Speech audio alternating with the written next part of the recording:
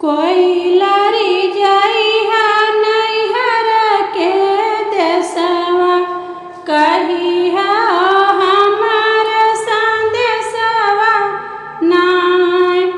कोई लरी जइहा नैहर के देशवा, कहिहा हमरो संदेशवा नाय। कहिहा हमरो संदेशवा नाय। पापा से कहिहा हमारी अरजिया, ससुर में रोवत तुम्हारी बिटिया।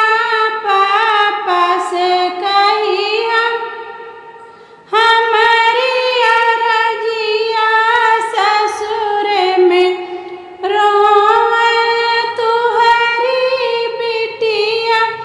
भैया से भेंट पठाओ मोरे पापा, हमके बोलावो नैहरवा नाय।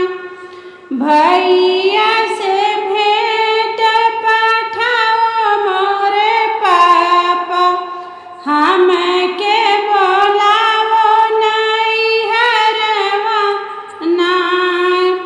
कोई लरी जइहा नैहर के देशवा, कहिहा हमारी संदेशवा नाय। माई से कहिहा हमारी बतिया, ससुर में रोवत तुहरी बिटिया।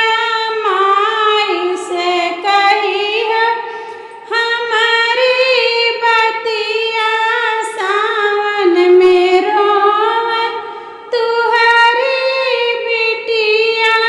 भैया से भेंट पठाओ मोरी माया, हमके बोलावो नैहरवा नाय। भैया